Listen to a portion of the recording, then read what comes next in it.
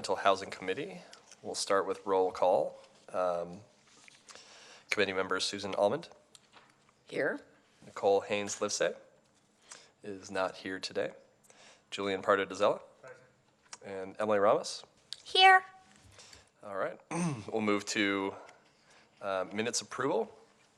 So to approve the minutes for January 13th, 2020, our last meeting. Copies of the minutes for the meeting have been delivered to committee members and copies are available at City Hall. If there are no corrections or additions, a motion is in order to approve these minutes. First, I think public comments. Is there any public comment on the minutes for our last meeting, January 13th? Seeing none, we'll move to approve the minutes. I move to approve the minutes. Thank you. Is there a second? Second. All right. All in favor? Aye. All right. Unanimously approved. And then we'll move on to the first order of business, which is 8.1, an overview of the city-initiated ballot measure to amend the CSFRA. Do you want to do public comment first? Yes. Oral communications from the public, Yes, for yes. items not on the agenda? So I haven't. Thank you very much. This portion of the meeting is reserved for persons wishing to address the committee on any matter not on the agenda. Speakers are allowed to speak on any topic for 1 3-minute period during this section. State law prohibits the committee from acting on non-agenda items. Thank you for reminding me. My chair flow is having trouble with the Wi-Fi right now. Is there anybody in the audience who would like to speak on a non-agenda item? All right, thank you very much.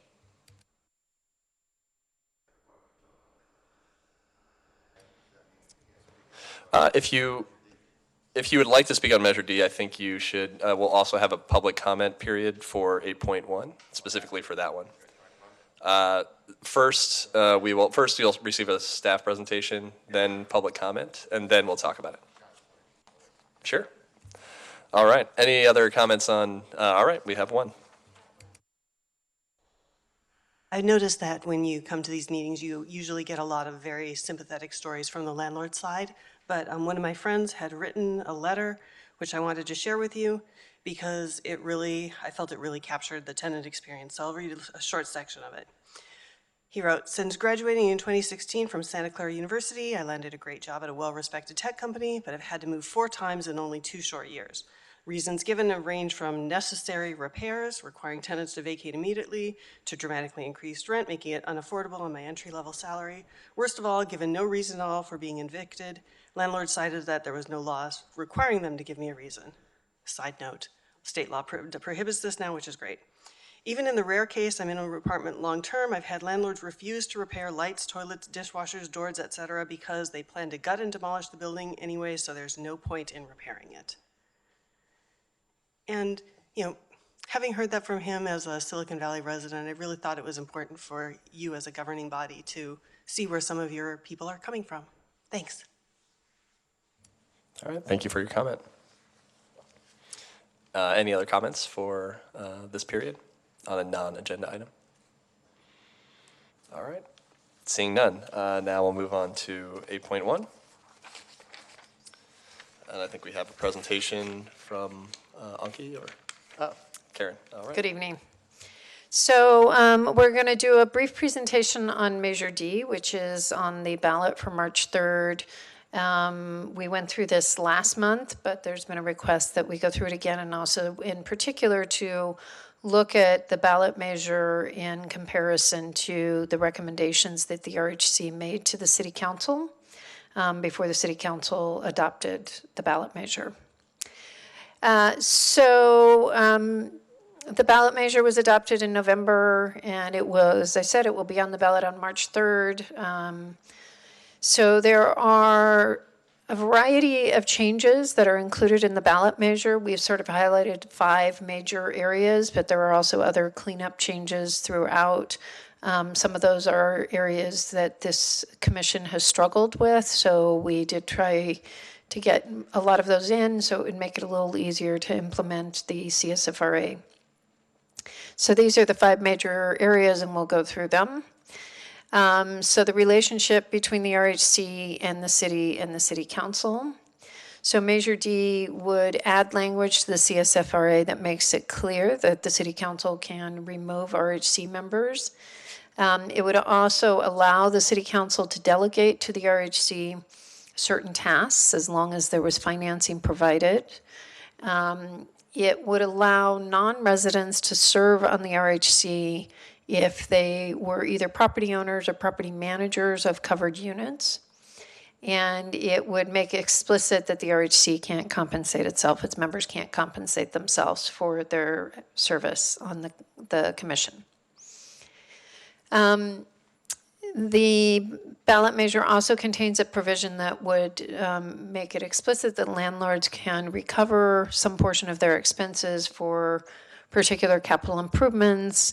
Those capital improvements either have to be necessary to bring the property into compliance with code, be related to sustainable energy, sustainable measures, or be of benefit, prolonging the life of the property. It also requires that the RHC develop a separate process for property owners to request those pass-throughs. The idea behind it is that it would be a more streamlined process than our current petition process. So these are the eligible capital improvements, environmental sustainability, extend the useful life. The RHC would be charged with adopting regulations to implement this, but the guiding principles are that the capital improvements have to benefit the tenants. They have to not increase, this slide is actually slightly incorrect, they have to not increase the tenant's costs if they are environmental sustainable measures. So if they're designed to promote utility savings, they can't increase the tenant's cost. They can be neutral or they can reduce the tenant's cost. And it specifically excludes luxury improvements. The ballot measure also, for the capital improvements, maintains the 10% per year cap on increases and requires that there be a separate amortization schedule for the specific improvements, which you already have one adopted, but you would want to relook at that if this is passed. The ballot measure also, rather than the CSFRA, which currently sets your annual general adjustment at the CPI, and no less than 2% and no more than 5%, the ballot measure would set a fixed annual increase of 4% each year, regardless of what CPI is.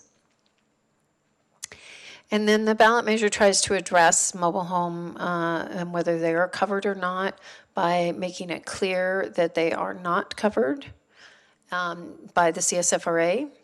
And then adding language to clarify some existing language in the CSFRA about the council's ability to adopt ordinances that regulate the same areas of the CSFRA. So there's been some cleanup language added to that, and as I said earlier, clarification that the council, were they to adopt a mobile home rent control ordinance, could assign it to the RHC for administration. So we also, as I said, we did some cleanup dates. It was cleanup language to make it clear. One of the issues that we've struggled with is some of the language around the exempt units.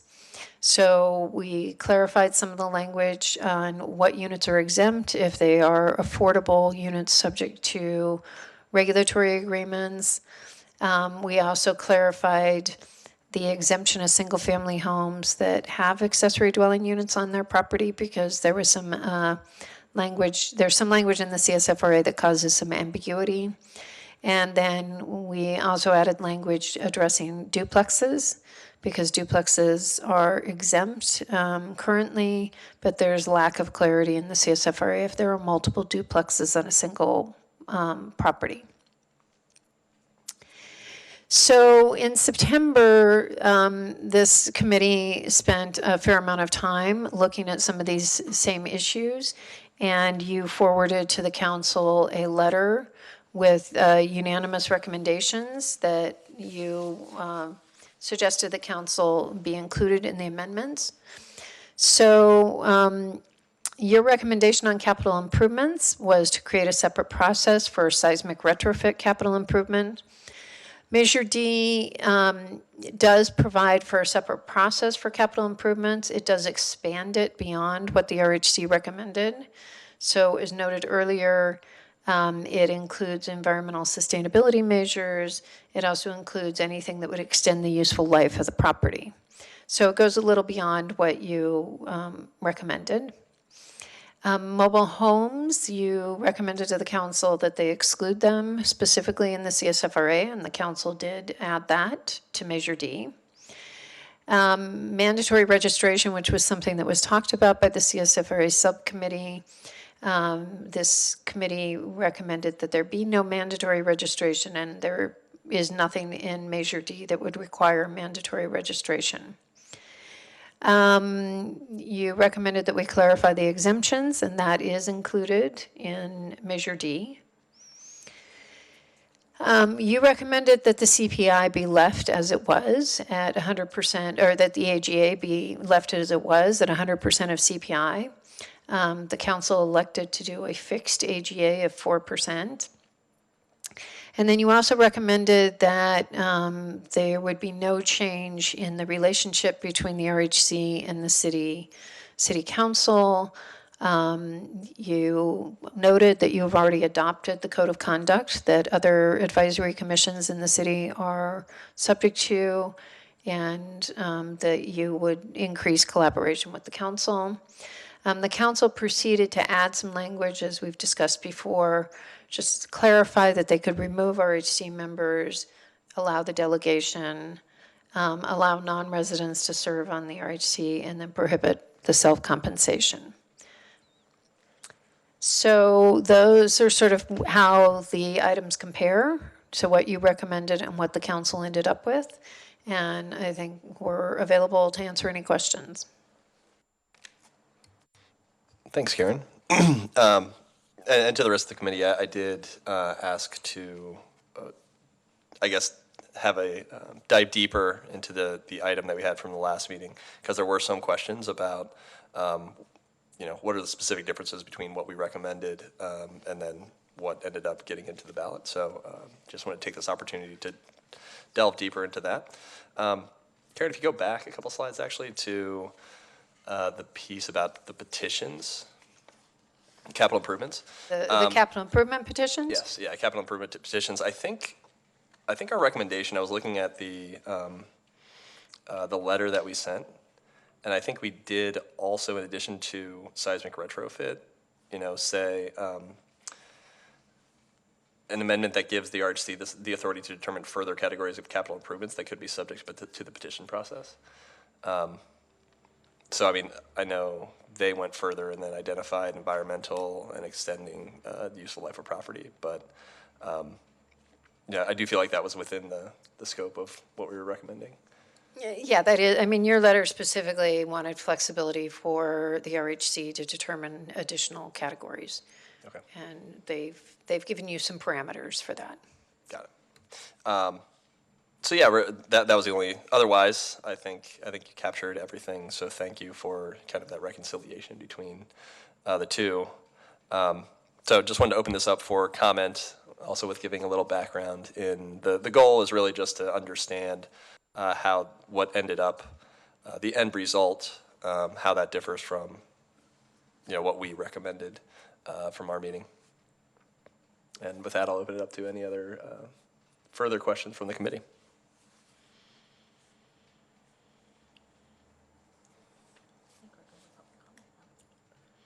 I have a question. Yeah, sure.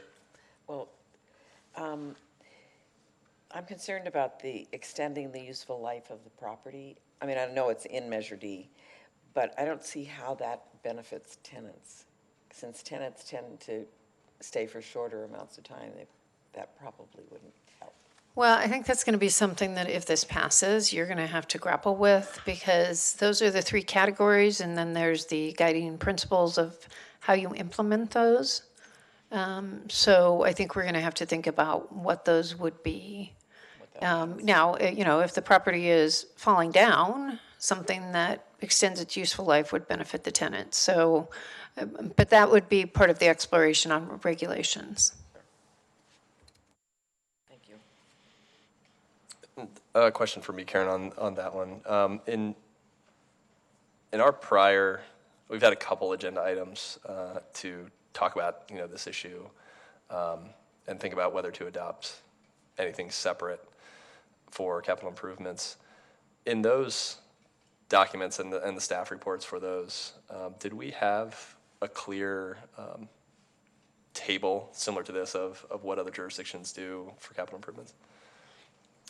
Yeah, I think that we presented you with some information in the past. I think both with respect to the question when we discussed soft story retrofits, not within the context of amending the CSFRA, and then in the context of amending the CSFRA about what other jurisdictions do.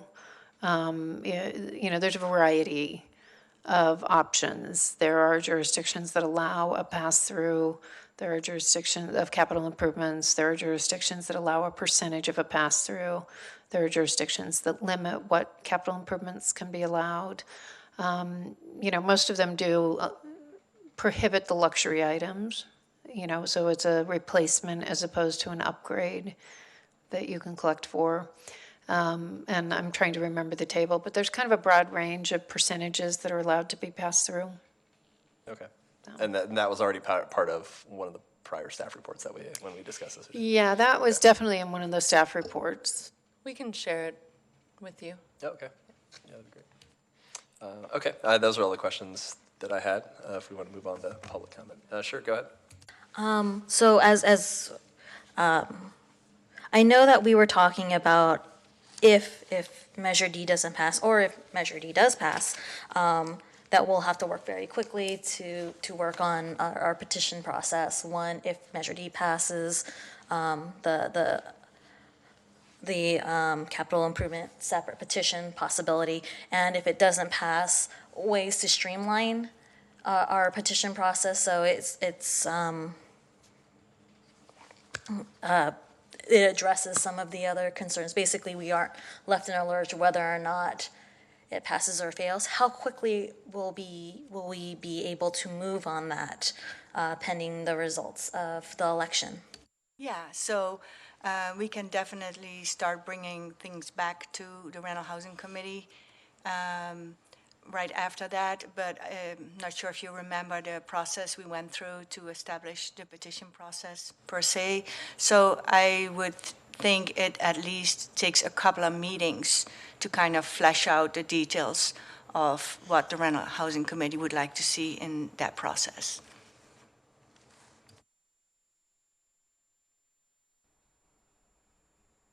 Any further questions before we move to public comment?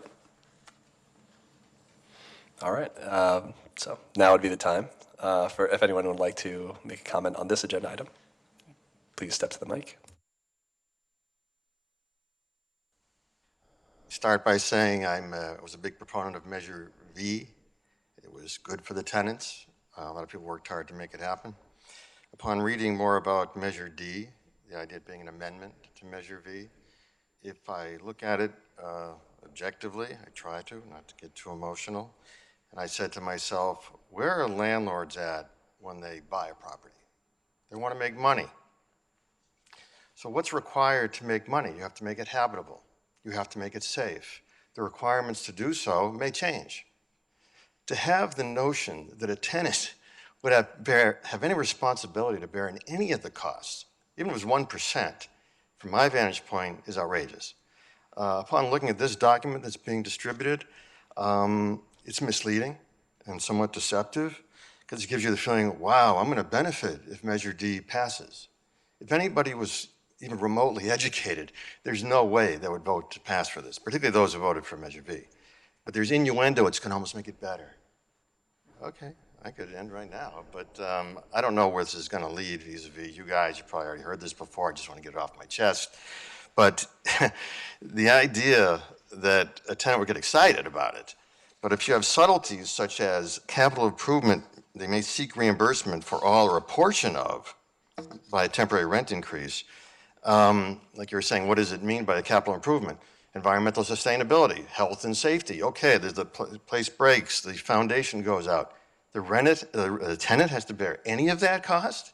Dude, you bought the property. It's your property. You got to fix it. And you can't say to your tenant, listen, come help me fix this. No, you bought the property to make money. You have to bear any additional costs. You cannot turn and say, actually on section whatever this is, nothing may be interpreted to authorize a total rent increase in excess of 10%, which means, okay, if something really needed to be done, whether it's your retrofit or whatever you want to talk about, it could be 9.5% because it's really expensive. Outrageous. It's totally outrageous. I mean, you're using the tenant to benefit the landlord who could ultimately sell the property, make a ton of money, or that tenant leaves, have higher rent. But if you're in a rental, in an apartment somewhere, and you have to even consider bearing the cost and have these people's faces who, I don't even know who these guys are, but there's no way these are well-educated statements, because it shows they don't fully understand what's involved here. I had a nice conversation with one of you, and I just was venting. I forget who I spoke to. I think it was Emily, or no, anyway, maybe you? No, whatever. I spoke to somebody, and it was quite quiet. I mean, I could stand outside and put the sign on voting day. Obviously, I'm going to vote no, but and probably what I'm saying here, you don't care about. But for just pure logic, it's totally illogical, and also harmful.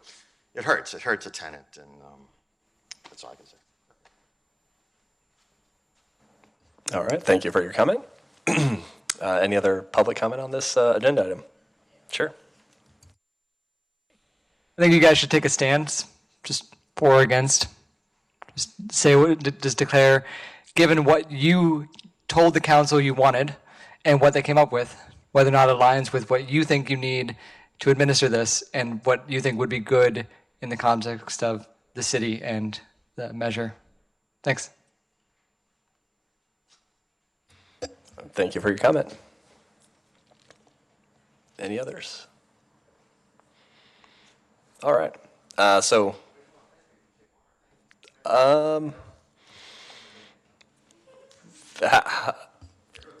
long? 30 seconds. 30 seconds. The idea of allowing a non-resident to serve, allowing a non-resident to serve on the committee, and someone was telling me on the phone it could be 2 out of the 5. How the heck could that ever be caring for the locals? I mean, some Joe, a big landlord entity, could come in and do everything I was saying shouldn't be done. I don't know how it got done. Okay, you guys can digest all that. All right. Thank you. So for the committee, I think it was just trying to get one level deeper after last month's item, and really trying to figure out what did we recommend and what did council adopt and the differences there and what we may have to implement if it passes. So any kind of commentary or questions, I think this is just for us to learn more and ask questions of the experts who are here.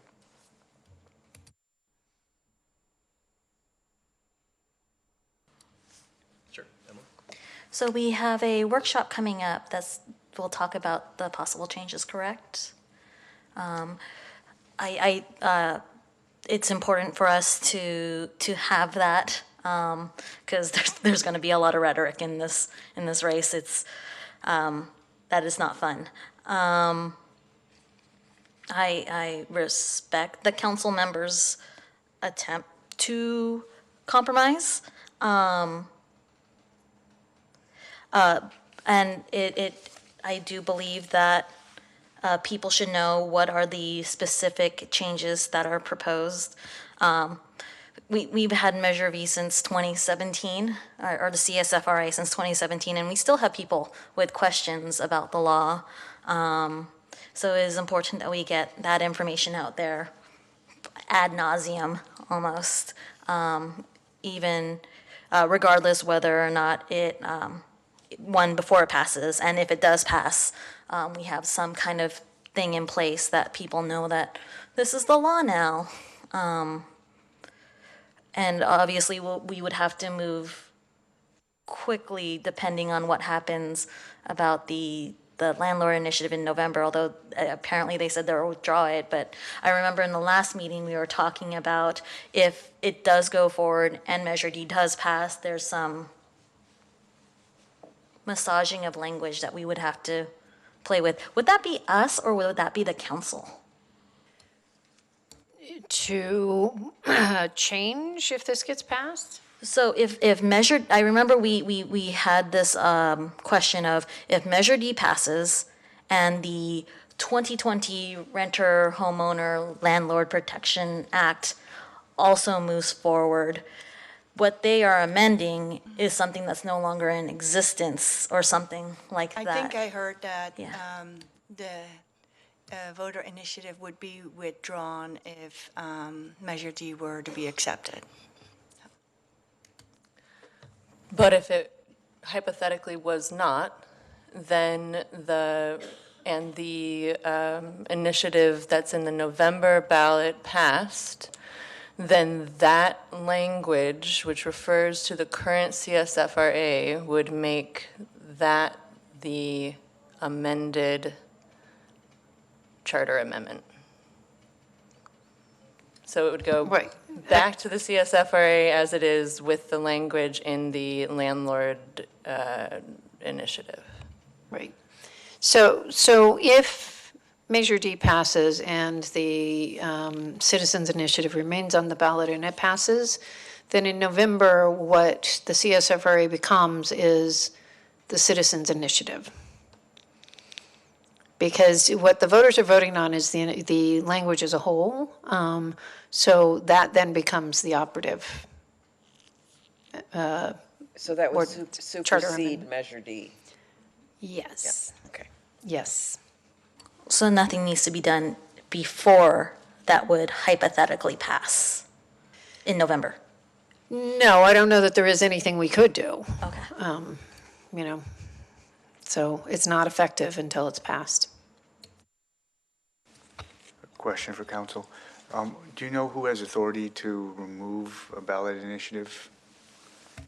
Yes, the initiative, I'm going to use the wrong term, but basically the two initiative circulators can withdraw the initiative at any time as long as it's at least 88 days before the election.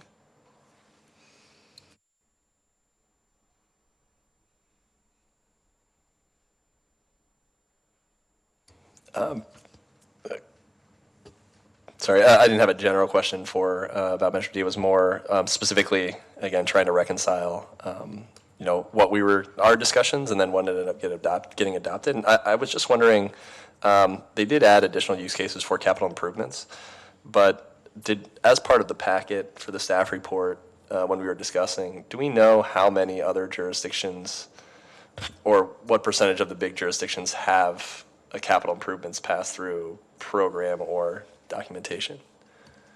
All of them. Okay. All of them have some form of it. Okay. And is the 10%, is that unique in, No, it's not. Okay. It's very common to have a cap of some sort with the capital improvement petitions. okay. So, again, I mean, I think one reason that I asked the question, right, was to get to the bottom of kind of the 10% or the argument that this is something that's not normal versus what I think council kind of adopted, which was something that is relatively standard. And then it's up to us. I mean, I believe our role, once it's if this were adopted, our role would be to actually set the amortization schedule and a very specific list of everything that's allowable. Is that right? Well, yes, and you have to come up with a process. So it may be a petition process, it could be some other process. But you have to come up with a process for property owners to submit information that's verified so that they can take these increases. And I think that's just, I just wanted to, I guess, get that information out to a staff report that's public, right, to say, sorry, go ahead. I should also note that most of the jurisdictions have a slightly more restrictive cap than a 10% increase. And do we, I have all of that information for you. I oh can yeah, send it to you. do you have a sense of what the kind of It depends on the median is? jurisdiction. So there's some that have it's almost always the more restrictive of what the number is. So a 30% cap or $30, something like that. So I have it in a table, and I'd be happy to send it to you. Okay. And we would have, like, 10% is the backstop, but I think if this did come to us, would we, Karen, have the ability to write something that's very similar to what, more stringent if we wanted to, of what the total cap is, or is that 10%? No, I think you could go below that. You can't go above that. So the 10% limitation per year is in the CSFRA, and it's very explicit in Measure D that it applies with respect to capital improvements. Okay.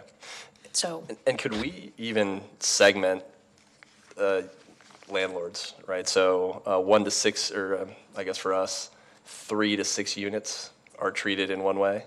So let's say it's a 100% pass-through, and then 7 and above units is treated 75% pass-through, something like that.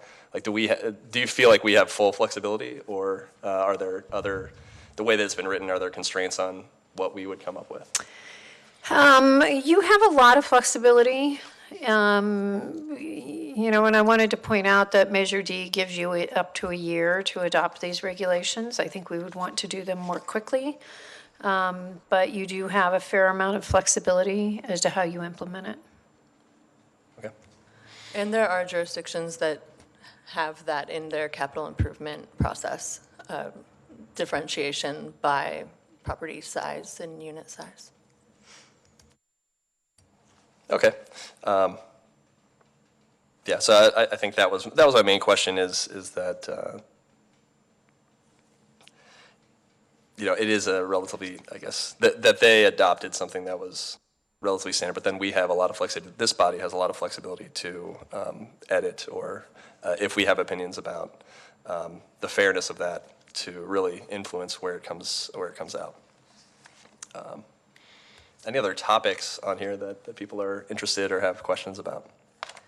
Well, I'm just wondering if we really have that much flexibility if part of the purpose is for the council to take control over the RHC. It's a great question.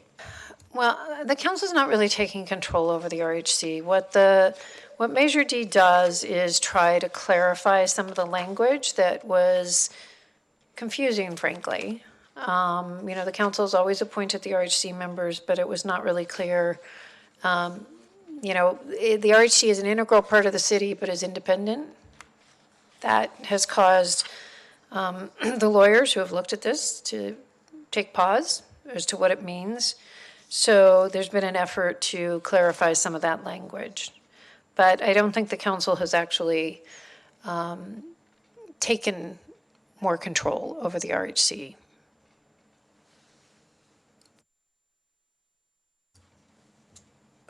As a follow-up to that question, in a world where Measure D doesn't pass, but there are topics that they want to approach, like seismic retrofit or mobile homes, that they would either want us to administer or just have input. Maybe take the like the amortization schedule example, right? Like to have us take a piece of something. Do you see complications if it doesn't pass, and of us working with council, or not?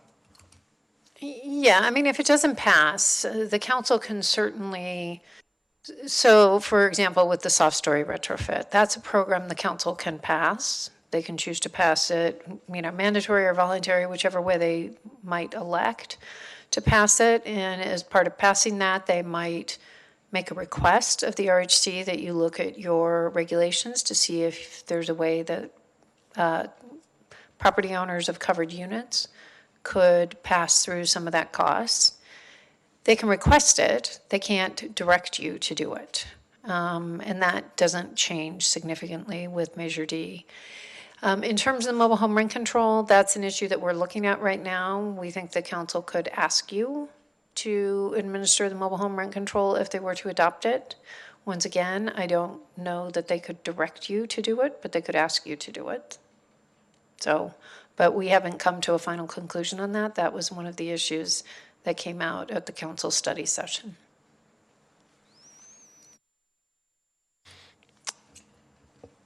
All right. Other questions? One, not necessarily a question, but just a general statement. I don't think any one of us have ever even thought about paying ourselves for this committee. So I just want to lay that out there. That seems to be a very happy talking point for many people. I never thought about paying myself for this. I don't know about anyone else. I think Nicole's not here, but I remember her saying that she wouldn't even, if this was even paid, her job wouldn't allow her due to some kind of non-extra working clause or something like that she had with her job. But I'll just lay that out there.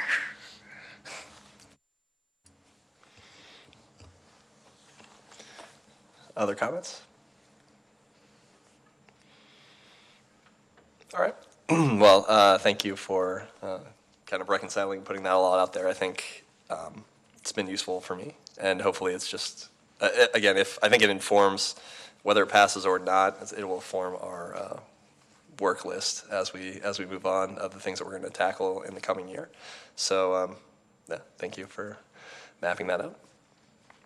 I think we'll move on to 8.2. Update on City Council study session on mobile home rent stabilization. Is that Anki? Thank you. All Yes. right. Okay. Thank you. So we wanted to give an update on the meeting on January 28 in the City Council, who was having a study session on potential for mobile home rent stabilization. A little bit of background, and I think all of you are very familiar with the milestones. In 2016, the CSFRA was adopted. The Rental Housing Committee decides in 2018 that the CSFRA does not cover mobile homes. And then this past year, the City Council adopted the major goals and work plan items to examine and potentially develop a separate rent stabilization ordinance for mobile home park residents. Henceforth, this study session in last week's City Council meeting. Before we go into the mobile home rent stabilization policy options, it needs to be noted that there is a mobile home residency law that exists regulating the relationship between park owners and park residents. It provides stipulations for rental agreements. It has park rules and regulations stipulation and a section on transfers of mobile homes. A couple of the items in a mobile home residency law are of interest when trying to develop a policy for rent stabilization for mobile homes. Notably, what exemptions, vacancy control or decontrol upon the sale or transfer of a mobile home, just cause eviction protections, noticing periods, and the fee pass-throughs. And we'll go into each one of them. There are permanent exemptions in the mobile home residency law. Any space initially rented after January 1st, 1990 is exempt from rent control. And what I mean by initially rented means became available for the first time. So most of the time that is when a park opens its doors and starts renting out spaces for mobile homes. Then there are temporary exemptions. If a mobile home owner has a lease for longer than 12 months, rent control is not applicable to that longer lease. Another exemption is when a mobile home is held as a vacation home and it's not the primary residence of a mobile home owner. Regarding vacancy control, decontrol, both Costa-Hawkins and the mobile home residency law do not regulate vacancy decontrol. So it's up to a local government to determine what the policy is with regards to space rent upon vacancy or transfer of a mobile home. A lot of evidence shows that cities impose vacancy control in one way or another because rent charged to a new owner of a mobile home has a direct impact on the value of a mobile home being sold. The mobile home residency law stipulates 7 just causes for termination, so these need to be followed in any local jurisdiction and that implements rent control. There is a specific noticing requirement of 90 days in case of a space rent increase. And there are specific requirements allowing fees, pass-throughs, and charges that are separate from rent, but that is not applicable to the administration rent stabilization program annual housing fee like we're charging for the CSFRA. We just wanted to point out the unique position of a mobile home owners. They invest in the purchase of a mobile home and they're paying rent at the same time for the space in a mobile home park. Investment purchases can only be realized by continuing occupancy or sale of transfer of ownership in place. Lack of mobility is a major issue in mobile home parks, mostly because there is no other vacant spaces in the Bay Areas. There is also no further expansion of any mobile home parks, and there's also a very high cost related to physical relocation of a mobile home. And then continued rent is required for a space in a mobile home park. So a lot of mobile home owners evaluate their monthly cost with regards to buying a mobile home and paying space rent.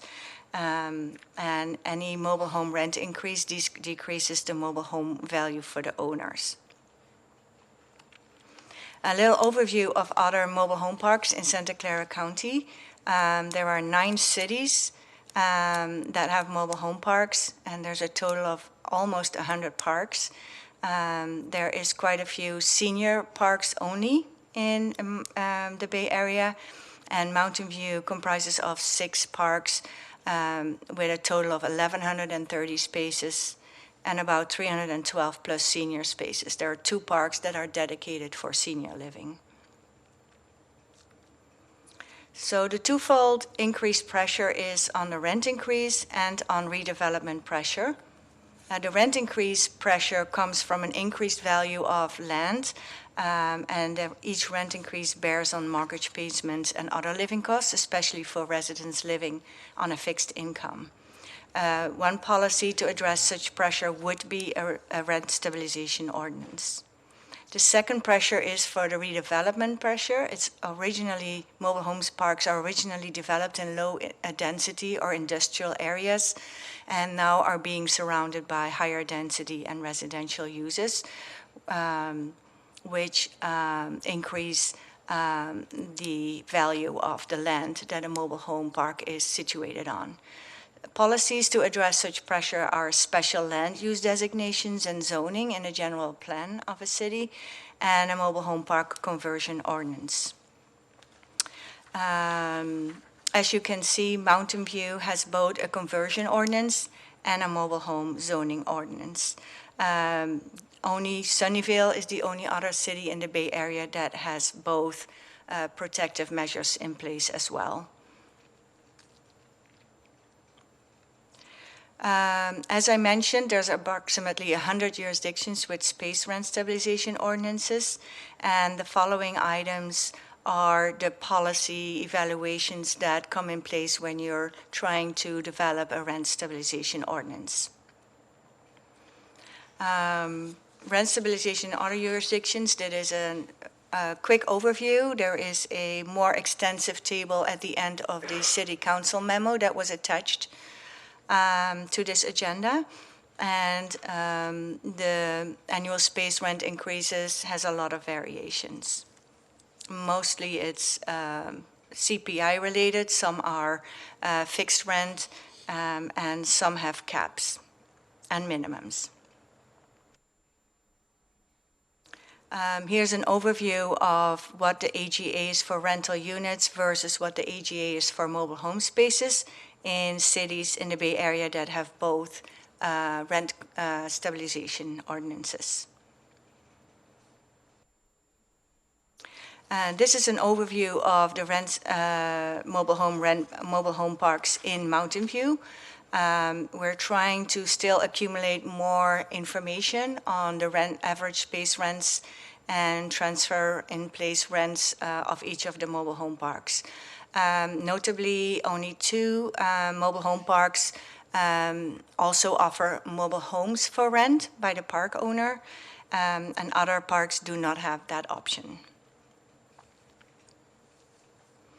So we would like to go into more detail on each of the policy options under a rent stabilization ordinance. One has to do with rent increase regulations.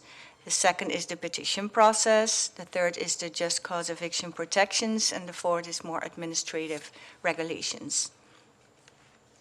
So the first policy option is the regulation of rent. Just as with the CSFRA, we need to set a base year, which is usually set the year before implementation of a rent stabilization. And it's used for a benchmark in the petition process to guarantee a fair return. Staff made the recommendation to set 2019 as the base year. Equally like the base year, there's also the base rent date that is set as a benchmark for tenant rents. In the CSFRA, this was October 17, 2015. And it can be used to set the base rent at the effective date of an ordinance. Staff's recommendation would be to set September 1, 2019 as the base rent date. AGA, as was just shown for other jurisdictions, typically rent increases are tied to the CPI, can also be tied as a flat rate. Throughout this policy options presentation, the staff recommends that where possible to align this percentage with what the CSFRA contains, which then ties into our overall recommendation to wait and see whether Measure D is going to be adopted on March the 3rd to see how the recommendations would be for this ordinance and align it as much as possible. The vacancy control, most jurisdictions have vacancy control, but they have different ways of implementing vacancy control. Some jurisdictions prohibit rent increases beyond AGAs, and others allow for higher limited rent increases between 5 and 10% upon transfer of a mobile home and setting of new rent. The petition process, most mobile home ordinances do provide a basic petition structure. Most in the time it's concerned with regard to the fair return, and also petitions, of course, to decrease rent for service reductions of overpayment of rent, very similar to what the CSFRA contains. And some jurisdictions then also provide separate regulations with regards to certain capital improvement costs. Again, here we recommend to align it with the CSFRA.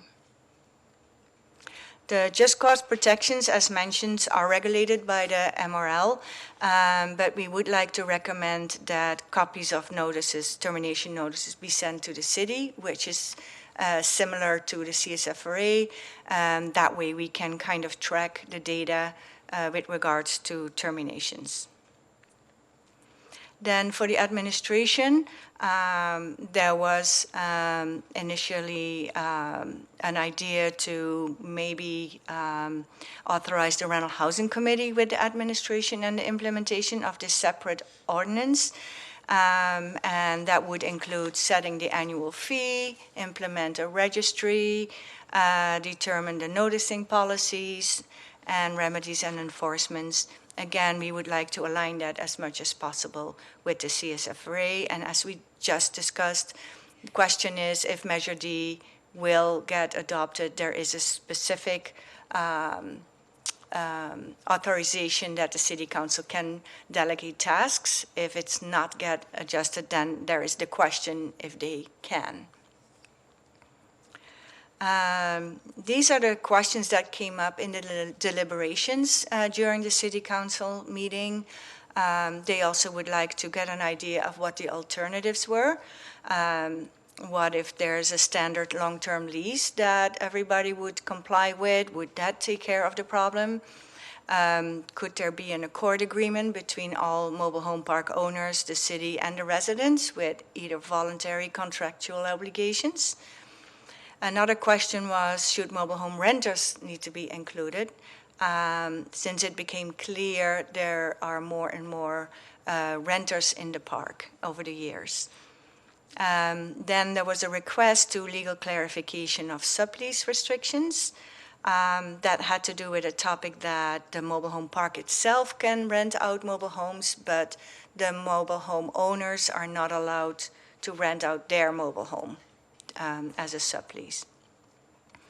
Then the issue was brought up if a first right to purchase could be included in an ordinance, or other options like in the form of a community land trust or any other vehicle that would kind of take care of that option. And then what I mentioned already before, if Measure D is not adopted, can City Council still task the Rental Housing Committee with the administration? So in the next steps, we have stakeholder meetings planned for the coming weeks. And then all that feedback will be reported back to a city council, and the next meeting is scheduled for Q2 of 2020. And that was the presentation. Happy to answer any questions. Sure. Thanks, Anki. We'll start with committee questions. Any questions for Anki about the meeting, the council meeting? A question for City Council consideration in Q2 2020. What is being brought back to Council? Hopefully answers to the questions that they have, feedback from the stakeholder meetings. Yeah. Are we looking at an ordinance, or are we still going to do another meeting after that for them to discuss? Well, that depends on what we're finding out in the coming months when we're doing further research and see what the best way is to bring that back to City Council. They have not provided any input with regard to the specifics of an ordinance yet.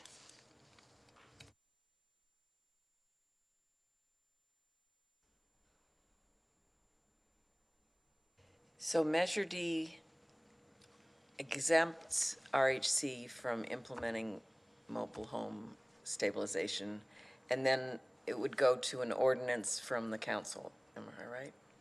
So it doesn't prevent you from implementing it. It prevents you from ordaining rent control for mobile homes because it's specifically exempt. So what a city council can do is say, besides the CSFRA, can you also implement a separate ordinance with regards to the mobile home parks?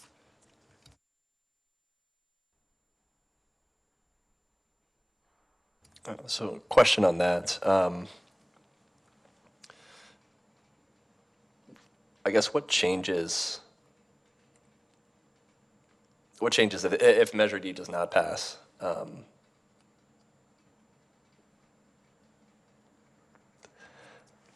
Yeah, I guess what, I mean, I'm asking you to tell the future, but like, I think the concern that they're trying to get around is that, that the RHC would, not be consistent over time, right? Is that the concern that with that part of the measure they were trying to combat? I think, so there's two parts in Measure D that impact mobile homes. One is to make it explicit that the CSFRA does not cover mobile homes, because that's been an area of some contention. And then secondly, although it's not explicit to mobile homes, there's a provision in Measure D that allows the city to delegate to the RHC other tasks, as long as they come with some financing, so that you're not using the rental housing fees that you're collecting from covered units to implement those tasks.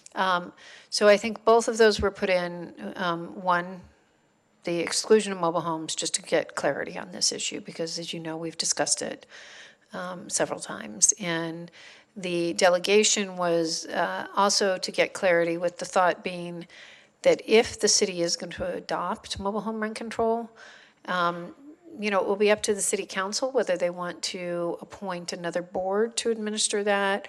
At the council study session, one council member suggested the city council administer it. I suspect that will not be the ultimate result. Or they have this body, and a body familiar with rent control, will it make sense for them to ask you to administer it? So those are the issues that they will have to struggle with when they get to an ordinance on mobile home rent control.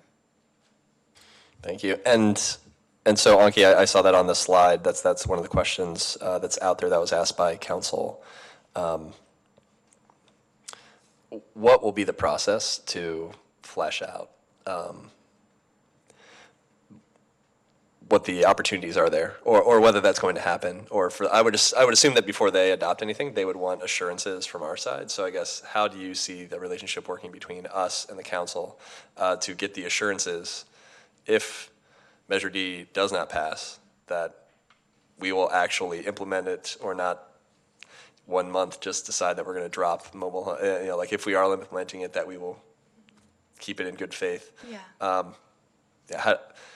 Or is there anything that we can do as a body to give any assurances to council in that scenario, or is that just too far off?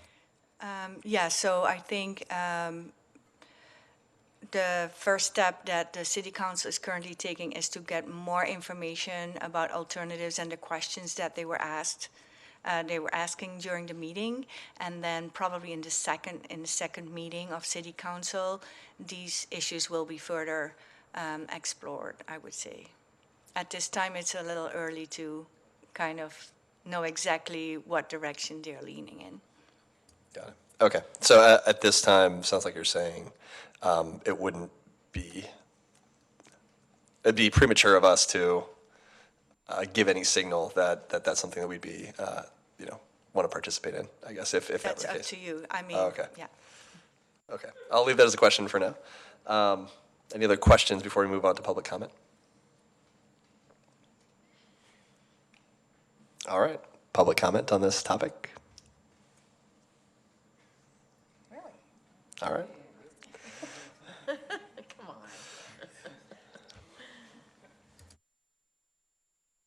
It's 2 years. It's a 2-year anniversary. It's just, come on.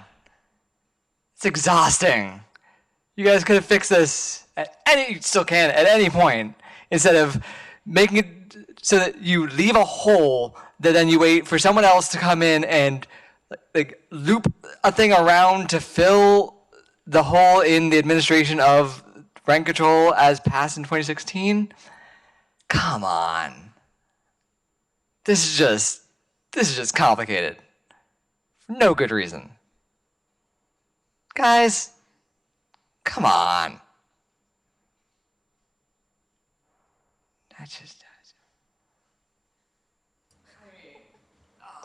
All right. Thank you for your comment. There has been a lot of discussion. I will admit, to respond to the public commenter. I think, though, we are on a path, and I don't think it would be helpful, I guess, to Anki's point right now, to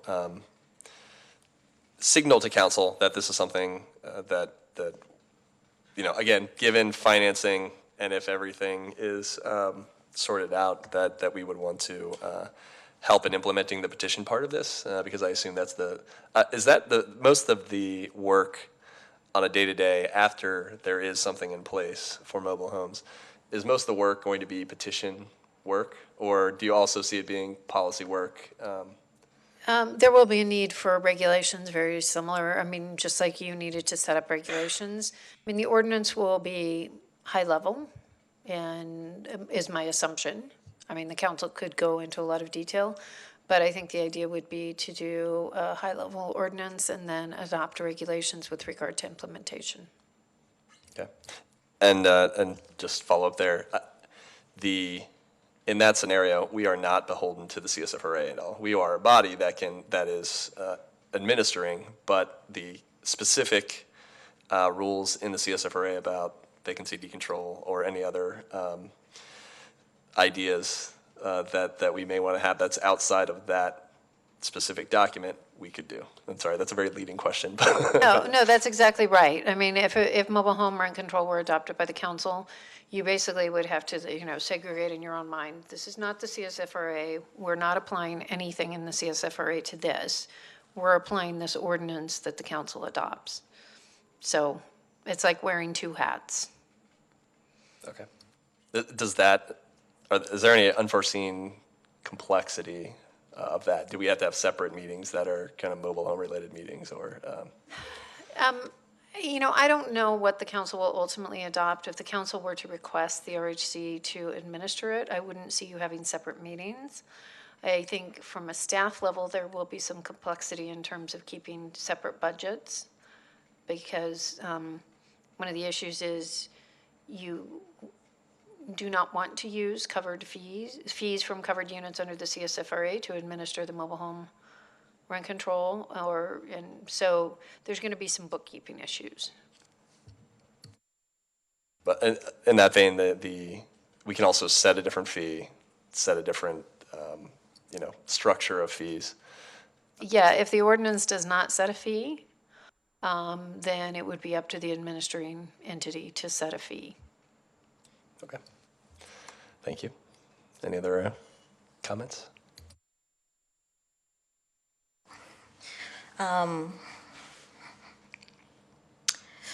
To the comment from our public comments section, I understand the frustration of how long this has been taking. I want to address the that final question on the question slide. I sat through the meeting on mobile homes, and one of my concerns was council. There was a sense that council, we wouldn't be able to do, or we wouldn't do anything unless council could force us to do it. So say council says we want to create our mobile home ordinance that's almost exactly like CSFRA, and here you go, RHC. But then the question was, what if the RHC doesn't want to do it? What if the RHC will just rebel against us? And I think I was hoping that we could at least come up with a sense of, hi, council, we don't plan on screwing this up for you. We are deferring to council on this. So if they do want to do whatever and have us implement it, we voluntarily are welcome to that suggestion. I understand it is a bit early, but I don't want that hanging in the air and providing a reason why council would not want to provide mobile home residents with essentially equivalent protections that they would have had under the CSFRA. So I do want to nip that ahead of time. I don't know if that's making any sense to my colleagues. I do see, at least, I think about it as we have the rental housing committee and we have city council, and it is an interesting relationship. And the best way to improve relationships is communication. And so I was hoping that we could either come out with either a letter to the council saying, if you guys do choose to come up with an ordinance and task us with it, we are more than happy to do it, providing they give us funding for it. Something like that, because I would hate, my biggest concern is that they would view it as too cumbersome for their mobile home residents to have equivalent protections as our apartment renters, because they feel that they cannot rely on us to implement it. That they looked at other options such as long-term leases and an accord agreement, which is not as strong as the protections provided in the CSFRA. And I want to give council that opportunity to know that we are available, we have the expertise, subject to CSFRA protections. So if they did want to have similar protections, that they shouldn't be afraid to task us with it, provided that it's properly tailored to the needs of mobile home park residents, which is what we have all been asking for. So that's what I'm hoping that we do, that we take a vote of writing a letter like this. I could rely on staff to mostly draft it. You'd be the one signing it, Mr. Chair, but I would like to throw that out there. I'm personally open to that idea. I mean, I think, I guess I'll ask Anki, I mean, is it a straw poll? What do you think could be an effective way to send a signal to council to say that we are open to administering pending, assuming all the finances are separate, and they've mapped out the specifics of what they see as fair, especially vacancy decontrol, because part of what we were just talking about with the CSFRA and mobile homes, they have more flexibility. They can go outside of that. They can actually they can grant us more flexibility in coming up with those rules than we can with the CSFRA. So I'm open to, just kind of a straw poll saying to write a letter to say what you said, which is under these circumstances, we make these assumptions that, it's separate financing, it doesn't impact the landlords of covered units, and it's really just about administrative work, then I'm open to that. I guess if we don't have a full panel today, but if anybody else want to comment. I would agree with that. I think it's good to at least let them know that we're interested in implementing it as soon as possible. All right. Any, Julian? Okay. All right. So if we just, if we map out just the basics of what would be in the letter that you'd like to send, maybe if you could reiterate, Emily, what you were thinking. So what we would like to reiterate is, on the highest level, we would like a good relationship between the council and the RHC when it comes to implementing mobile home.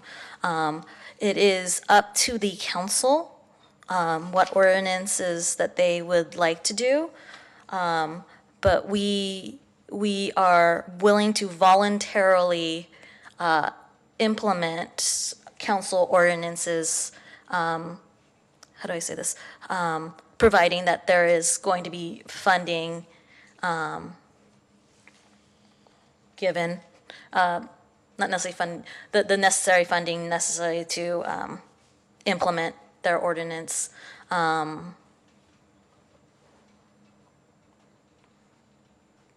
That's largely what I kind of want to do. I don't know if there's anything, you were also at the council meeting, and I just want to make sure that we are addressing all of their concerns.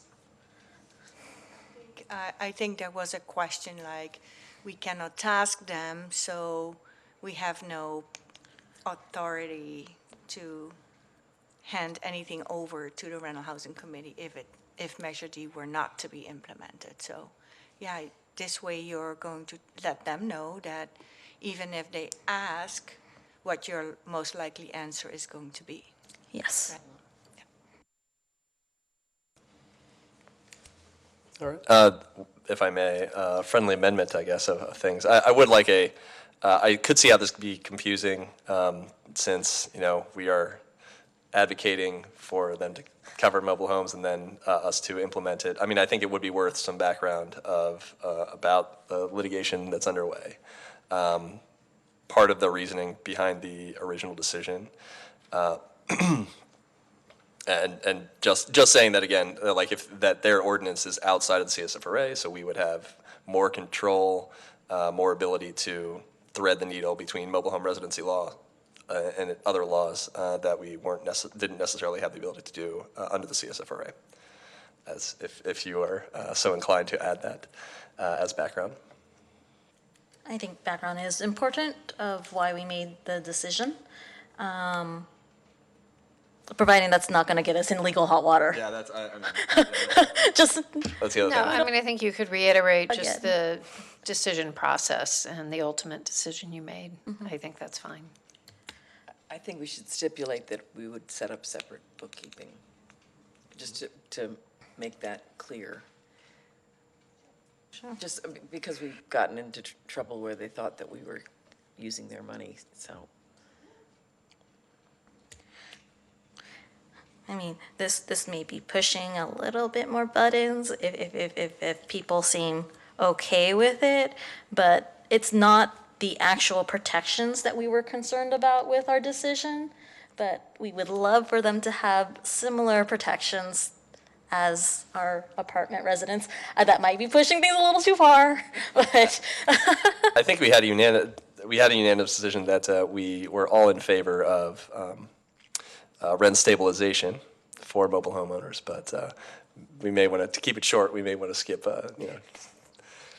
just gloss over that, not get into too much detail in our letter to keep it focused, if that's okay with you. all right.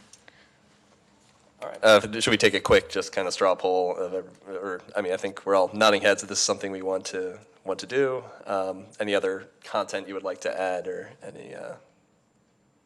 If no one has any objections, I think we'll just say that that's we're going to do that moving forward and be good.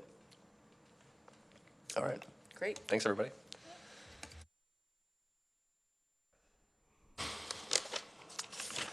And now we're on to, yeah, sorry, we did public comment, okay. 8.3, quarterly financial expenditures of the fiscal year 2019-20 through December 31st.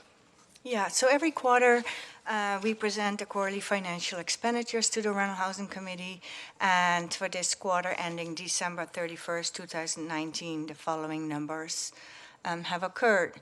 We're dividing the expenditures in 4 categories: the personal services, non-personal, capital outlay, and the inter-fund expenditures. For personnel services, we have 41.32% expended per December 31st, 2019. It's slightly below budget, although we were fully staffed due to the salary scales. For non-personal services, we have 20.2% expended and a further 57.44% encumbered. This is below budget due to quarterly billing of service providers that have not given us the invoice for the second quarter yet. And there was definitely fewer petitions, hearings, and appeals, which means less hearing officer, facilitator, and legal fees.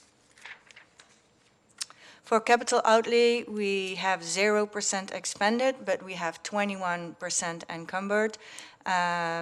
This is due to the continued invoicing for several deliverables and phases of the database.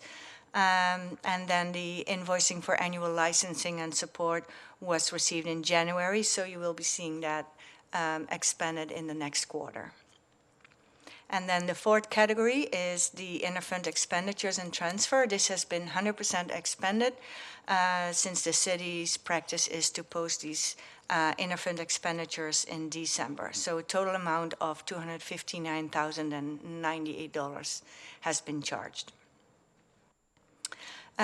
Summarizing, the CSFRA budget and expenditures through December 2019 to date, 53% of the budget is remaining. And here are the numbers for each of the categories. I only mentioned percentages, and here are the actual numbers. So total spent to date is $1,015,782 from a total budget of $2,149,395. So budget remaining is $1,133,613. Somehow I don't think that adds up, but I will look into that. And that is the end of this presentation. I think what I was trying to say is that the total budget of $2,149,000 also includes reserves and costs that were transferred from the previous year to this year. So that's why we're only, expending 1.5 million. Okay. Thank you, Anki. We'll start with committee questions. Was the reason that we have such a big budget remaining because we had anticipated a lot more petitions coming through? That's a big part of it, correct.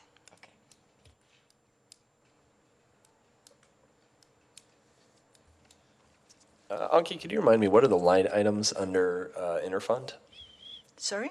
What line items are Interfund? under Yeah. interfund? Yeah. Interfund is the 15% we pay to the city for all the administrative services that they provide us. For instance, we're located in a city office. We rely on services from finance, from IT, from purchasing, a lot of different departments within the city. They don't charge separately for each of the services that they provide. Is our office rent controlled? As you know, that only counts for residential.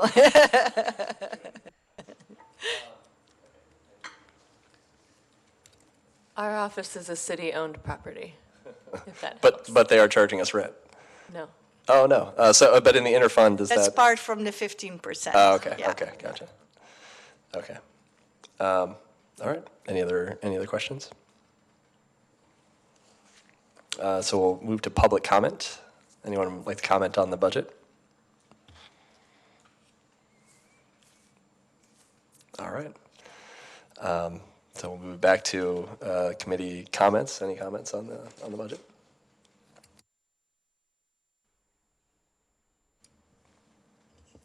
Thank you, Anki, for the update. Do we? So we have this update quarterly. Yes, getting this every quarter. Okay. All right.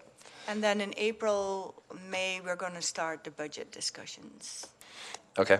And right now, I mean, I know it's early. I know we were at $101, I think, for the fee for That's last year. this year's fee. That's this year's fee.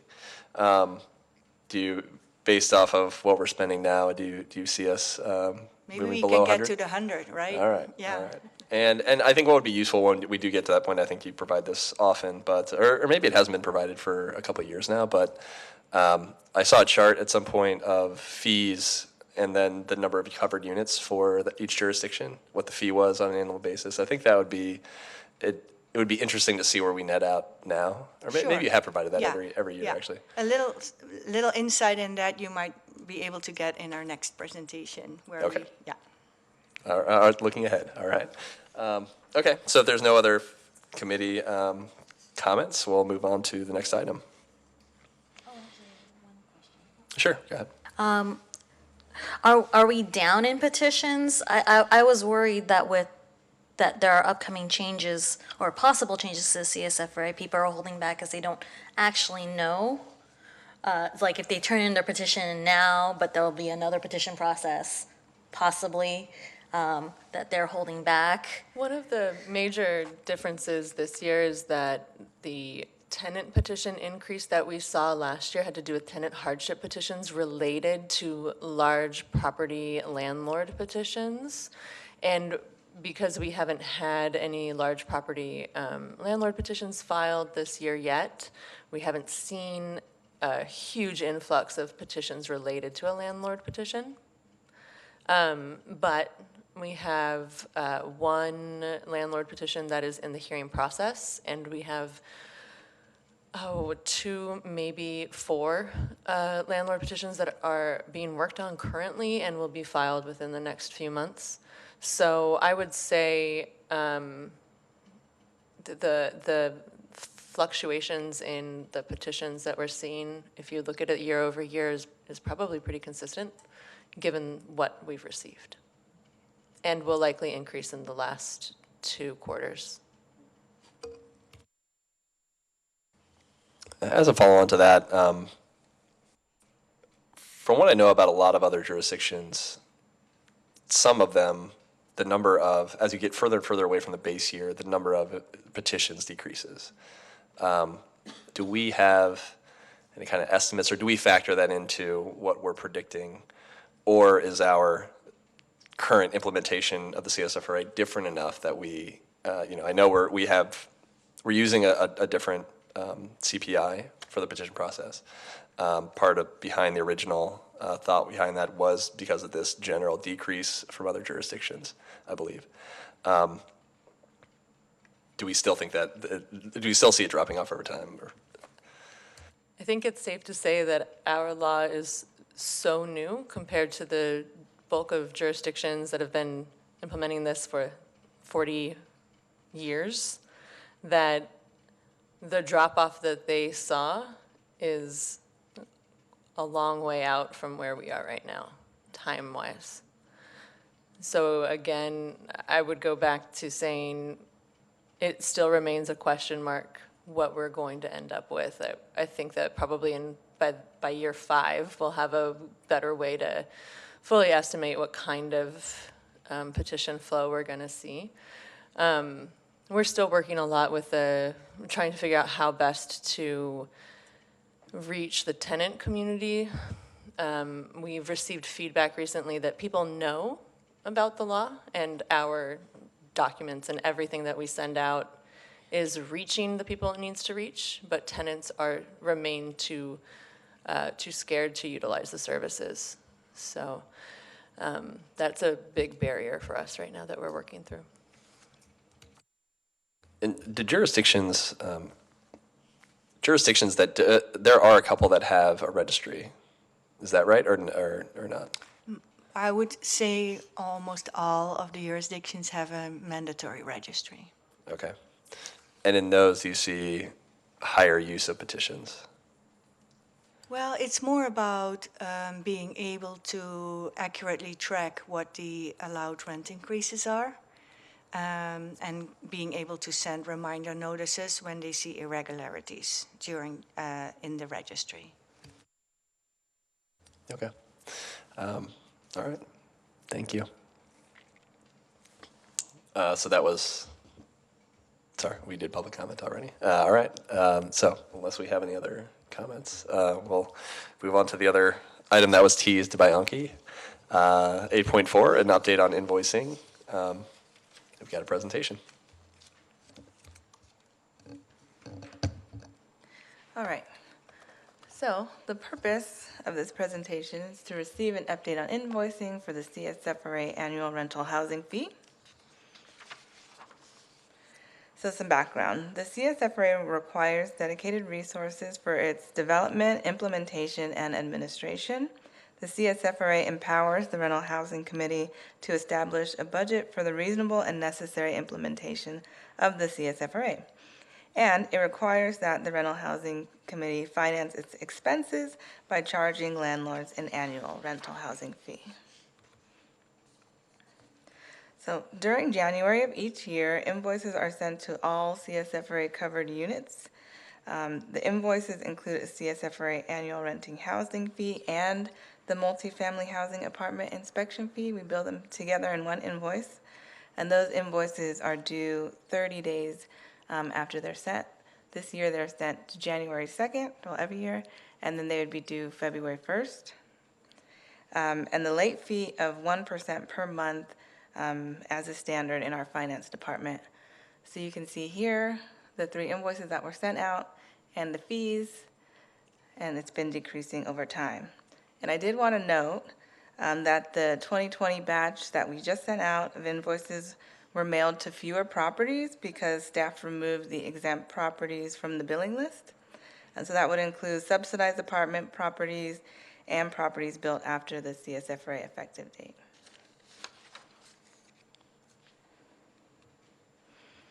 On October 7th, the Rental Housing Committee discussed options for policies to promote compliance with the CSFRA, and the committee approved a policy providing courtesy compliance letters to rental property owners for them to better understand their responsibilities with regards to payment of the annual fee. The next month in November, staff mailed a courtesy compliant letters to property that remained out of compliance. CSFRA staff, together with the Finance and Administration Service Department and the Multifamily Inspection, charged both that CSFRA annual rental housing fee and the multifamily inspection fee in one combined invoice. Because landlord registration is not currently required, staff continues to manually work through the database each year to update owner contact information and to try to eliminate discrepancies and create as accurate as a mailing list as we can. So each year after invoices are mailed, in the first week of January, staff receives numerous calls from property owners informing us that they've sold their property. We also receive return to sender letters back, which obviously lets us know that the property owner's information is not up to date. So staff addresses these issues by researching current property owner information. So we do that by looking in the county database and the city's utility billing system also. Updating and resending invoices to the correct contact information. Updating the database to reflect the changes so that we don't make the same mistakes next year. And requesting that the landlords register their property online and maintain their current contact information. So these steps are taken annually to ensure all property owners receive a copy of their invoice, as well as for us to maintain an up-to-date database for future invoicing and outreach. So here's a summary of the delinquent invoices as of October 7, 2019, and that was the date that the Rental Housing Committee approved for us to send the courtesy letter. So you can see in fiscal year 17-18, 30 properties had not paid their invoice, and that totaled $102,184 in unpaid fees. And then you'll see for fiscal year 18-19, we had 43 properties that had not paid their rental housing fee, and that totaled $117,381 in unpaid fees. So for these delinquent notices, the CSFRA staff checked the mailing addresses of each property against the information in the county database and found that the majority of the properties had either been sold or they had different contact information than we had listed in our database. And so on November 27th, after we corrected these contact information, we sent out the delinquent letters, and it included the CSFRA formal noncompliance letter. We included the CSFRA rental housing insert that sort of explains the basics of the law and why we're charging a fee. And we also included a copy of that delinquent invoice. And I just want to note that these numbers here have been updated to reflect properties that have been paid since the memo was published. So these are more current than what's in the memo. So you'll see since the end of November, a total of 20 properties have paid the delinquent fee. And so for fiscal year 17-18, we had 3 properties pay, but that did total $55,407. And so remaining outstanding is 35 properties, and that's totaling $46,746 in unpaid fees. And then you'll see for fiscal year 18-19, 17 properties actually paid their fees since we mailed the courtesy letter, and that totaled $94,374 in collected fees, with the remaining 26 properties who haven't paid, and you'll see that's only $23,007 in unpaid fees.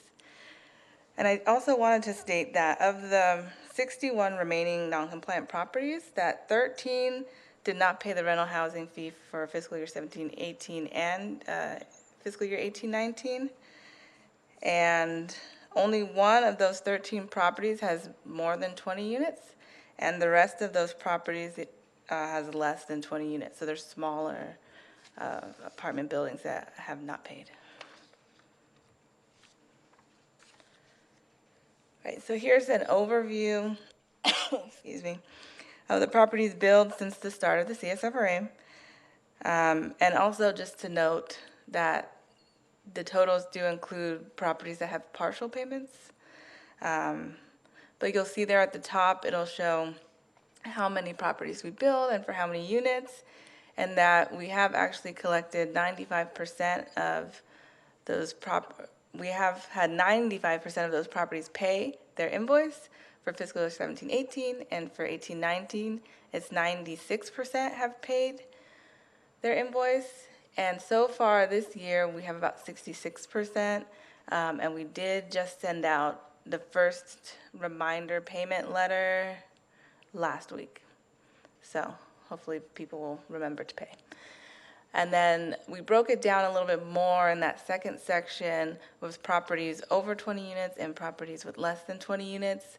So you can sort of see the breakdown of how much money that really amounts to with those larger properties versus those smaller properties there.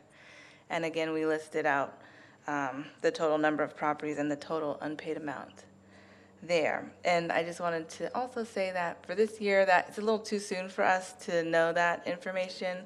So maybe in a few months we can revisit that. So for fiscal year 17-18, if we were looking at the total amount of money paid, we've had 98% of our total fees collected. So that's only a 2% outstanding fees.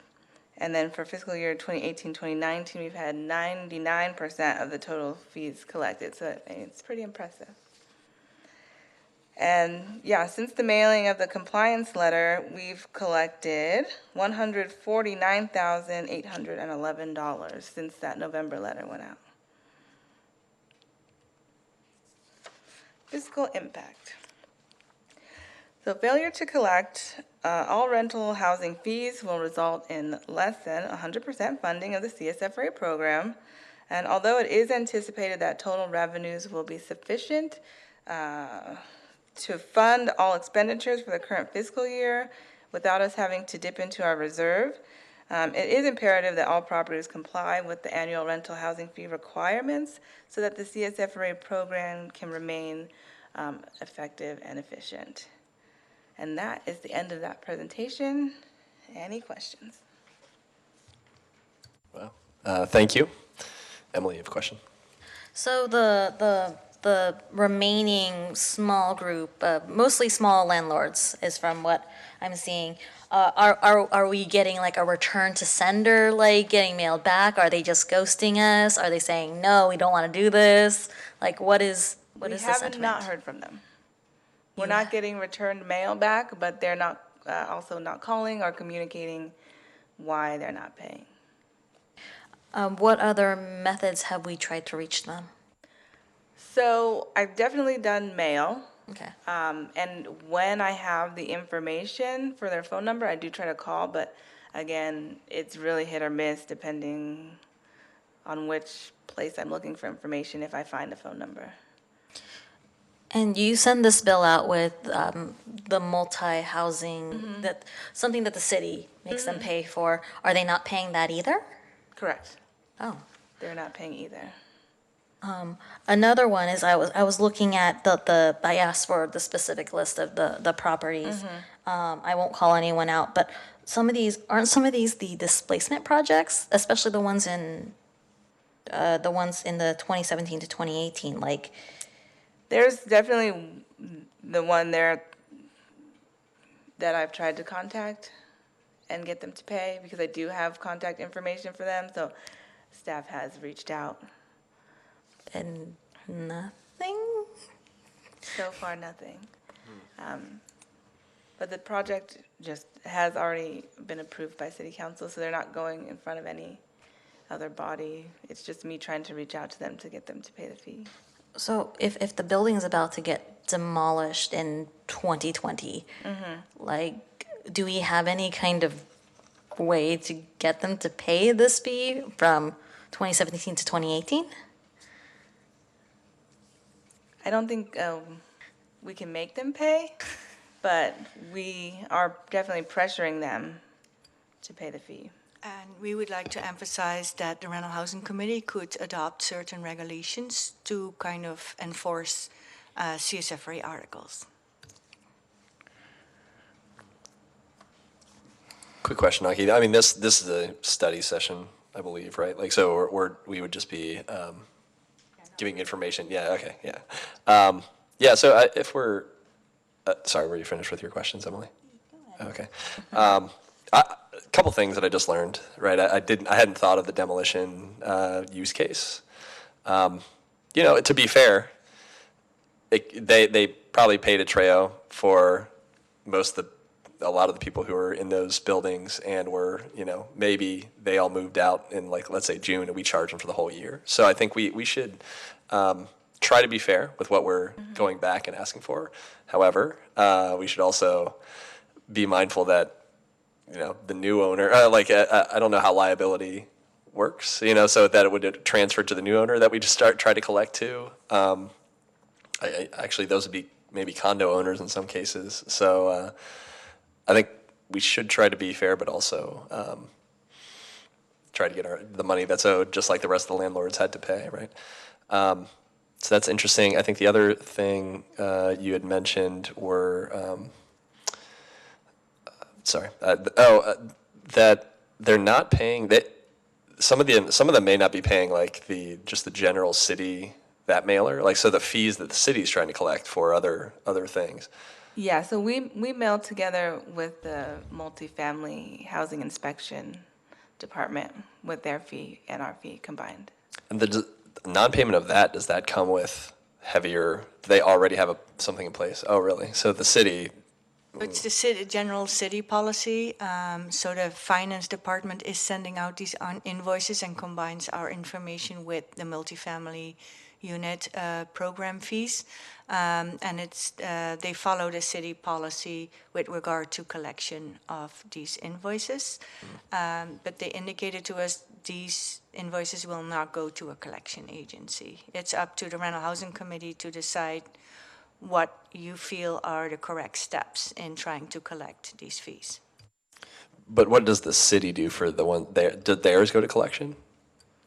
Other invoices are going to collection, correct. I see.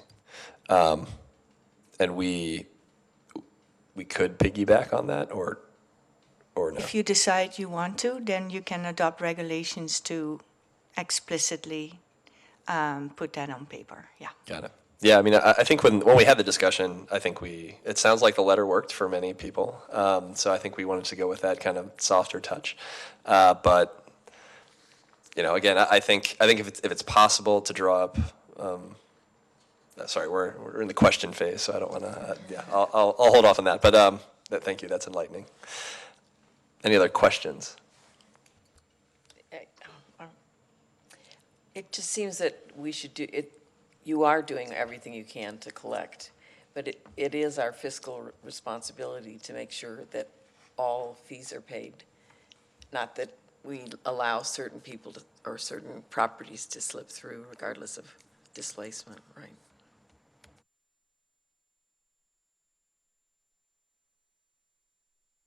Are you, Oh, sorry, go ahead. yeah, well, is that a question regarding the trail property, or?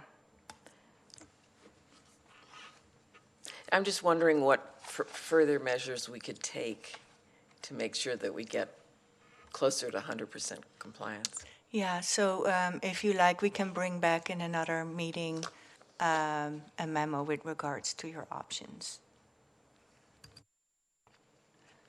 I would appreciate that.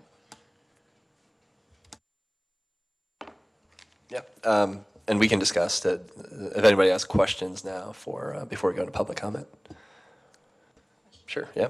So I am looking primarily at some of the demolition projects. So if we do hypothetically use the same mechanisms that the city uses to collect for their multi-housing inspection fee, it wouldn't matter if the building is no longer there, correct? Because that's still a debt that's due, right? I would say so, but I'm looking at legal counsel. Yes, I think it's still owed, even if the building has been torn down for the years that the units were covered. Okay. So, And also to address your comment earlier, Matt, the city does have a policy where they prorate invoices. So if there's only billing for half the year, then they'll only bill for half the year. And it would be easier, I guess, for us to potentially follow for the individual properties, whatever their prorating. Like, do we have that ahead of time, what their prorating theirs at? If they said, we have these 30 properties that we're prorating at half this year because of X, Y, Z, would we have access to that? Yes, we're in constant communication with the finance department, and they won't actually waive any fees without our okay. So And we are calculating interest on these of some sort. Is that right? the finance department charges a 1% a month late fee, but other than that, they're not. Okay. All right. Thank you. Do we charge late fees? It hasn't been decided, I think, by the rental housing committee what actions you want to take. But the city finance department standard charges 1% a month, so that's what we're doing at the moment. Okay. And staff would like to point out, hopefully it provides some comfort, that our compliance with payment rate is substantially high. So we do want to note that for you. And I think Andrea really earned her salary these past months. I was going to say that during the comment period, but I would agree. I asked that question. I mean, we're bringing in 2.5 million, how much? 2.3? Something around. Well, we had a rebudgets from other budgets where the monies weren't expended. So this past year, Andrea, it was 1.9 million. It was 1.5, and the year before was 1.9. This year. I see. In 2018-19, we brought in about 1.9 million in invoicing fees. Yep. So I mean, we're at that like 1%, and we know at least a couple of those are in litigation, right? So I mean that's I think that's the only over 20 or one of the only over 20s unit buildings, right? Yeah. Overall, I mean, I think you're doing an outstanding job, and I think there is some. Sounds like we may have to get more forceful with a small list of properties, and I think that the good news is that it's a small list, right? But before I say too much, let's get public comment in. Is there any public comment on this item?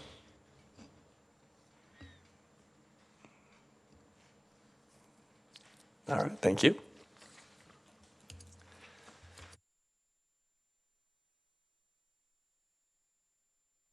I'm just wondering if you allow the landlords to take their annual, their AGA if they're not in compliance with paying their fees.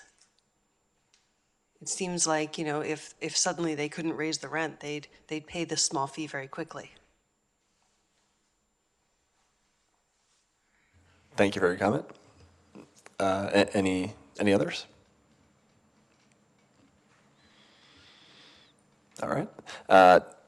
Quickly to respond to the commenter, I believe that's our official stance, is that if a petition were to come in and they haven't paid their fees, they would be forced to do that. Yes, and I think it's also good to note that, we are more of a complaint-based program, so we don't know always when landlords are giving their AGA. But I did make sure to write it in the formal letter that went out that explained if you don't pay the fee, that you're unable to raise the rent. So at least they're aware of that. But again, there's not a way for us to know, and I don't think we have an enforcement mechanism right now for that. Okay. Thank you. I mean, that'll be, this is all interesting information to bring back, I think, in the next time that we holistically look at this issue. Again, I think it's going very well. I'd be interested to hear what the collection rate is for the city on their multi-housing unit.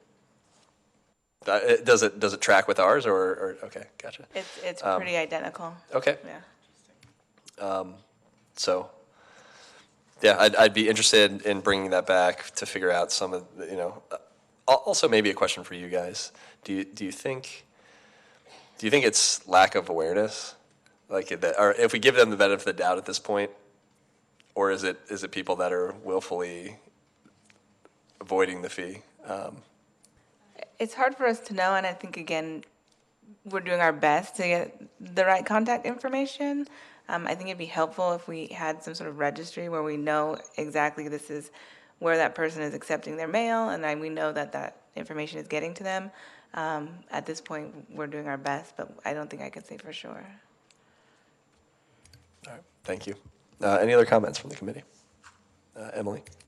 So I would like to echo probably what most of the other members are saying. Good job in getting the fees. I remember when we had that wonderful joint meeting with Richmond, that when we told them our collection rate, they were like drooling. I'm sure they're actually drooling over many aspects of our law compared to theirs, actually.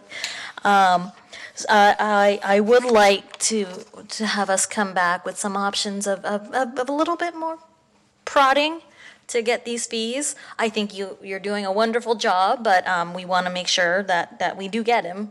And this was, we want it to be nice and light touch, but I think now is we are now at the point where, like, okay, we've been nice enough. Let's get that money.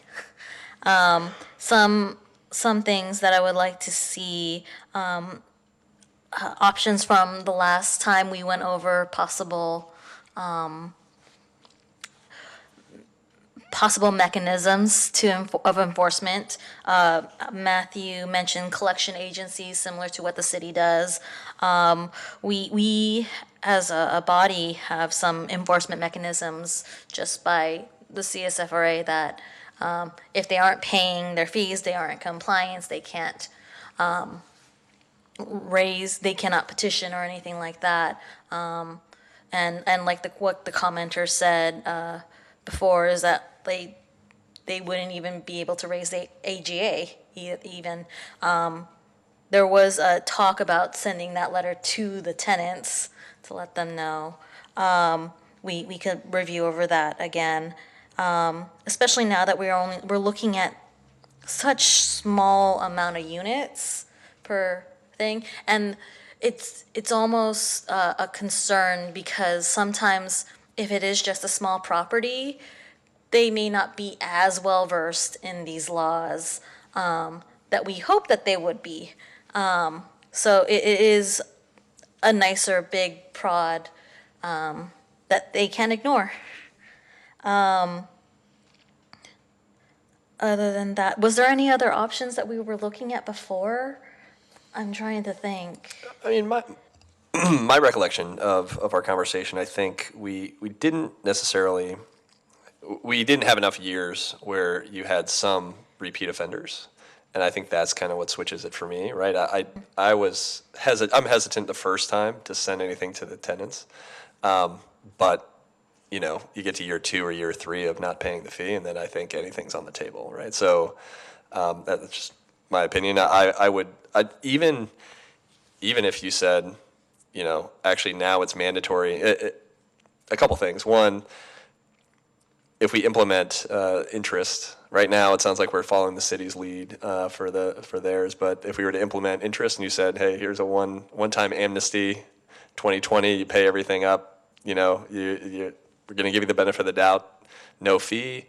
After that, any year, you will have accumulated more interest. Or you say something that does, after 2 years, once you get into a program where, okay, now you're going to be, it's going to be mandatory for you to enter all your units and what the rents are, like you were saying, right? Like right now, we're a complaint-based system, and I don't know if this is legal, but if you can discriminate between, repeat offenders and say, okay, now you have to give us more information that you wouldn't have had to do otherwise, I think, using the carrot and the stick to try to get them to pay. But again, I also want to give them the benefit of the doubt. They're smaller buildings. So how can we be both fair but also stern after a couple of years?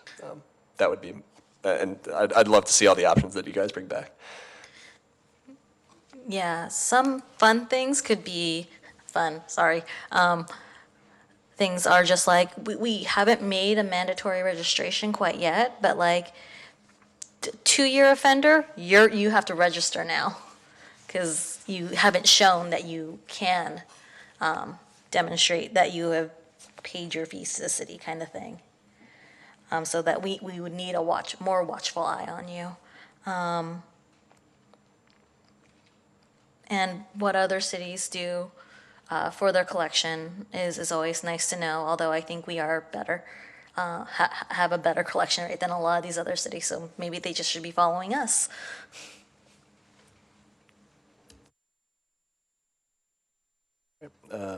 Any other comments? No? Okay. Hopefully that's any other questions from you, Anki or Andrea? No. All right. Hopefully that's enough information for things to get started. And now committee and staff announcements. Any announcements from staff or the committee? We do have a few items to review, like we do every month, including the monthly status report for January 2020. So we had a good increase in the number of phone calls from January to December. This might have to do with the confusion over the new state law, AB 1482. There was a lot of questions about eviction protections and the annual general adjustment. We did have one conciliation that was tenant-based, and we had one landlord petition that is in the hearing process and 2 tenant petitions that were decided in the month of January. The vacancy rate for buildings built before 1995 is holding firm at 3.8%, and we do continue to see rent increasing for when units become vacant and go on the market in all categories.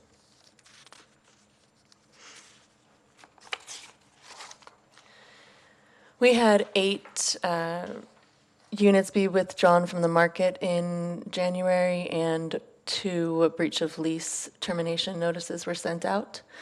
We had no properties go into redevelopment in January, and no units were affected, but we did have 5 households that received assistance through the TREO. Those are for projects that have been in existence.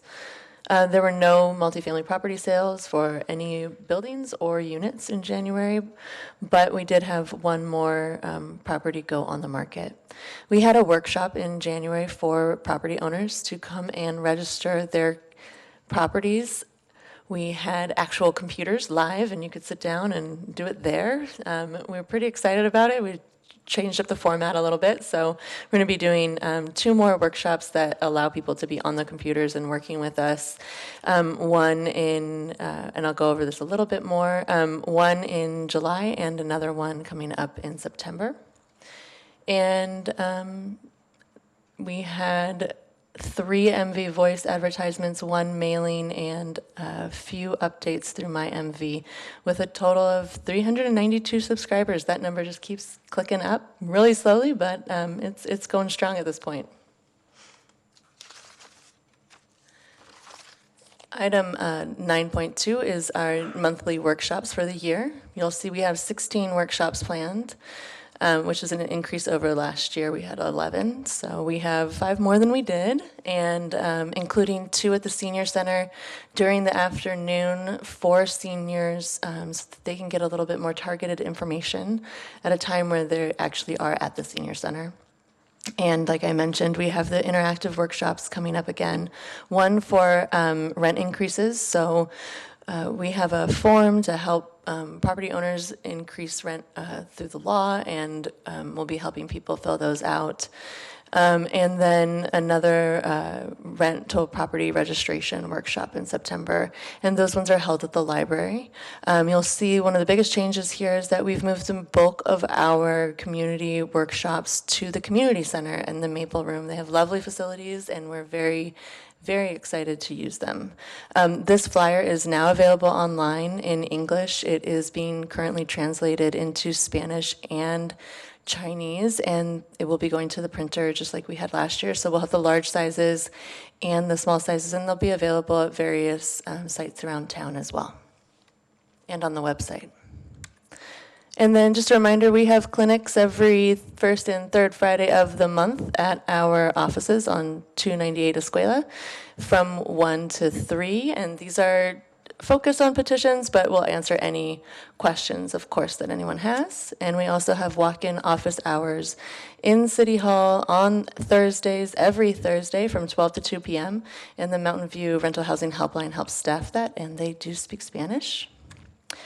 And then the other exciting outreach item that is live now is the new newsletter for January. This is the front and back of the newsletter, and as you can see, it gets mailed out to every tenant and property owner of covered units in the city. This one focuses on the new state law, who's covered, the differences between our law and the state law, and also provides some program updates, including the new workshops through June. And then on the inside is the executive summary of our annual report, the 2 main pages of that. So it gives a good overview of what the law is, why it exists, what happens, and all of those big key data points, and then goes over the housing in Mountain View. And you'll see that we have the annual reports printed, and so if you would like to have any more, we're happy to provide them for you. And they'll be available again at different locations throughout the city, including our offices, obviously. And that concludes staff's presentation on item 9. Thank you. For the mailer, right there, the newsletter, who does that go out to? All landlords and tenants of covered units. Okay. And it is also being translated into Spanish and Chinese, and those will be available printed versions, but also online, just as they have been. And how often are we doing the full mailer to tenants and landlords? We do this newsletter biannually, so twice a year. Okay. But we also send out postcards for the workshops. When there's major updates, we send out informational flyers as well. We'll likely send out another workshop flyer as a postcard to everyone. That worked out really well last year. We've actually heard from people that they have it on the refrigerator.